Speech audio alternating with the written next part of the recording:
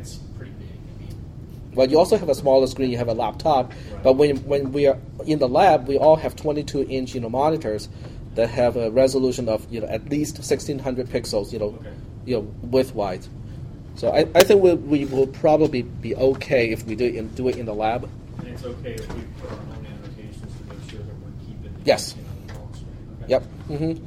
And by the way, do you guys want to take it in the lab, or do you want to take it with a piece of paper just like last time? The spreadsheet personally. I'd because I can rather color be in the code lab things. because we go all the way out to like J, K, and L in our columns. We're Mm-hmm. like taping paper together. Yeah, I think so too. I think you're doing in the lab is probably best. I can give you guys a mock test. Basically set it up exactly the same way it will be in the test. In the lab. So that way you can practice how to upload a file, how to download a file, and how to work with all the stuff on the fly electronically. Yep. Well, we've been doing that for our homework anyways.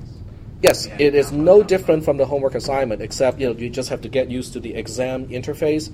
There are two buttons. The most important part is you have two buttons. One is to save your answer, but do not end the test. The other one is end the test right now. So if people press the wrong button, it will pop a dialog box and say, "Are you sure?" If they click again, yes, I am sure, then that's the end of that test. I cannot fix it. The only way to fix it is to delete the entire attempt. So that person will have to start from scratch. There's no way for me to reopen just portions of a test. So that's something we can do. We can actually have a practice test like that so that you guys can practice which button to press and which button not to test. And what happens when I press this one, because nothing will blow up, it doesn't affect your grade, and you can just play with it, all day long. I think that's a great idea. That way we don't have any hanging chats. All right, sounds good. Remind me to do it, okay? Because I can set it up, pretty quickly. Okay, so are we still okay here? Why we are reallocating column G, H, and I, and these are the new content of those columns. So this one will get a little bit tedious for sure. Once we set up the three columns, but as tedious as it gets, okay, I think this is actually a very good example, because in the test I won't give you something this hideous, but it's a good example to illustrate in the class, just because of the number of times we have to allocate and deallocate the columns, and also we have to. I get interrupted every time you ask a question. I stop. And sometimes I have to roll back in time, roll back into previous rows. And that is also really helpful because it really shows you how to use a trace. Because you can backtrack a few steps, okay, and then say, okay, I'm not quite sure what happened, a few steps earlier. You can actually restart the trace a few steps earlier. Just looking at the trace at that point, you can continue again. So I think that's a good practice too, because we don't have to keep everything in our head. Okay, we have the entire spreadsheet to help us remember exactly what do we know at this point of the execution. Okay, so once we have set up columns G, H, and I, we go back into the subroutine starting on line 4. Every time you invoke a subroutine, you start from the beginning. N equals to 0 is false. So now we have to go to line 8, which is going to increment our column C by 2, and I think it has a value of 7 right now. So that makes it 9 at this point. Then we go to line 9, and this is where the fun stuff happens all over again. Now because I know what I'm supposed to do, I would just go ahead and copy and paste the columns. Now you can do the same thing too. This actually makes using a spreadsheet a little bit better than using paper, because you can't really copy and paste on paper, but with a spreadsheet you can. But when you copy and paste, you have to be careful, because are we sure that n is supposed to be 0 this time? Well, the answer is yes. We know it's supposed to be 0 because my current context is G, H, and I. When I invoke S5, I pass n minus 1 to n. So 1 minus 1 turns out to be 0. Okay? Yep. You're right about copy and paste. In this one, in the last homework assignment, we could copy that whole column and paste it all over again. Right. For this time, we have to pick and choose which parts we copy and which parts we paste. Yeah, this time you cannot copy and paste the whole thing because column C gets changing all the time. Yep. Which is the whole point of this assignment is, every time you invoke the same subroutine, even using the same parameters, it can return a different value. Okay, so once we have set up columns J, K, and L, we can go into the subroutine starting on line 4. N equals 0 is true. Okay, column K is 0 this time. We go to line 5. Line 5 adds 1 to column C. Column C was 9, it is now 10. Then we go to line 6. Line 6 returns a value, which returns the value of x. X refers to column C. Column C has a value of 10, so we are effectively returning a value of 10. So, it's good practice. What do we do when we return? 3 things. Locate the rightmost return info cell, copy and paste it, change the question mark to the value that you're returning. So we'll do exactly that. The rightmost return info cell that is currently active is column J. We copy, we paste. We change the question mark to whatever we are returning, which is the value of x, which is column C, which has a value of 10. And we are done. Okay, remember to stop here with the return statement. We do not deal with the cell itself. After line 6, we are ready to get out of the conditional statement. We go to line 11. Line 11 is the end of the subroutine. It deallocates the 3 columns. Just like that. And then we have to figure out where to go back to. Well, it's okay. The return info cell tells us that we have to go back to line 9. So we go back to line 9. So now we try to execute this statement. Are we ready to multiply? No. Are we ready to return? No. So that's because we have another invocation of S5 to deal with. So that's why we are going to invoke S5 again. When we invoke S5, we have to allocate the same 3 columns. We have to allocate return info, N, and X. Tell me what is the leftmost available column for me to use again. Just deallocated J, K, and L. J, K, and L. Because we just deallocated J, K, and L. All the other columns, okay, every column up all the way up to column I, they're all in use. I cannot reuse those columns just yet.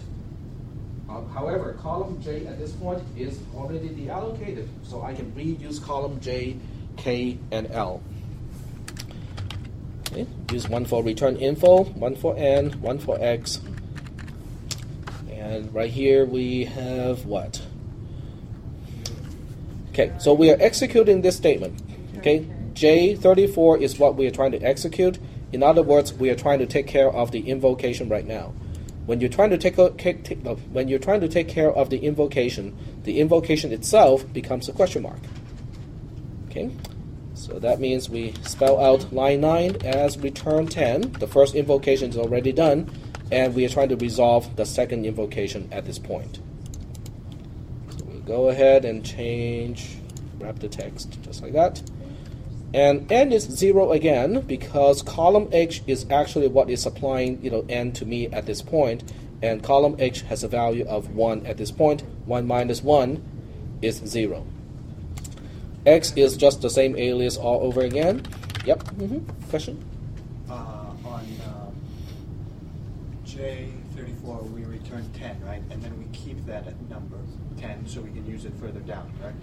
Yes. In other words, we are gradually trying to resolve that line so that eventually at some point we can actually do the whole thing. But why do we keep that number and not N? And not N? N? Since we deallocate the columns, don't we lose both? Okay. That's what I'm saying. Why don't we deallocate the keep columns. N? We deallocate the columns, so we're supposed to lose all those, empty those those places in memory, correct? Yes, row 35 of the trays will deallocate columns J, K, and L.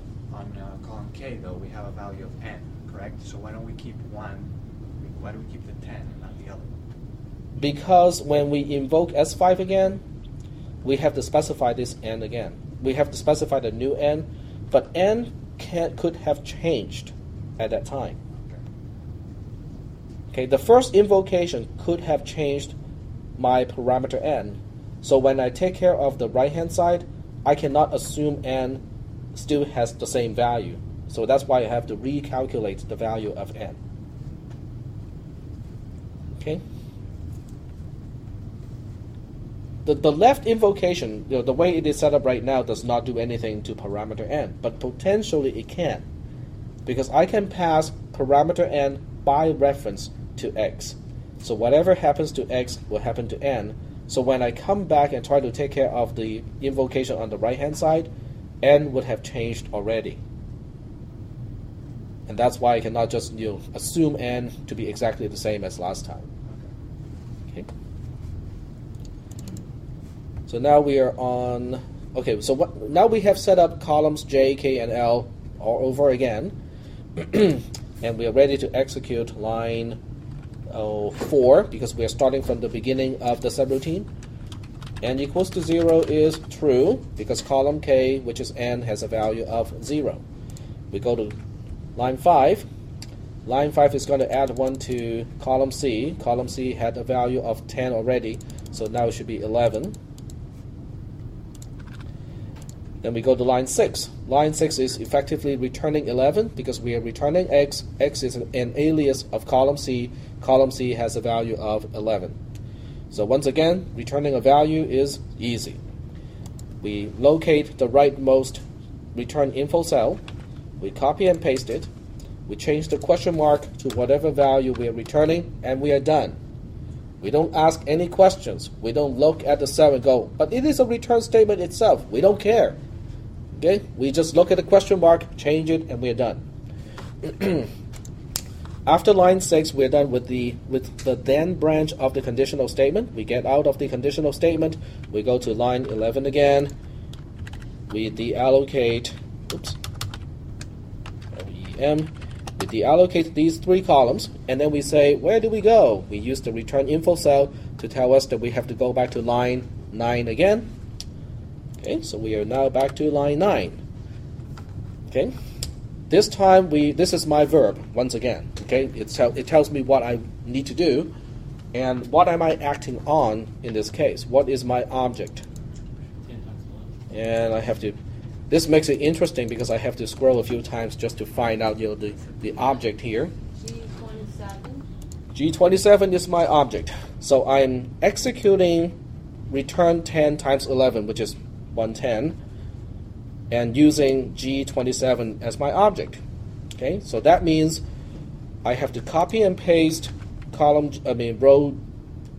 Excuse me. I'm copying and pasting G27. Oops. Copy and paste. Change the question mark to the value I'm returning. Again, what is the value I'm returning? 110. Very good. And I'm done. I do not carry out any calculation within the return info cell here. Okay? The object does not get any other treatment other than just having the question mark replaced. Now, I know that I can do the calculation here, and that would not have changed whether I do it here or whether I do it when I get back. However, if this involves multiply by n or multiply by x or some other parameters or local variables, then I cannot make assumptions because at this point I don't know the value of those things, by the time I get back to the previous context. So are we okay with this one? Okay. After line 9, I'm done with line 9. I mean, I'm all done. Sorry? Back to 11, right? I go back to line 11, and then we deallocate all those columns, and then we say, where do we go now? Well, according to this, we go back to line 9 again. Okay, so this time G42 is my verb. It tells me what to do.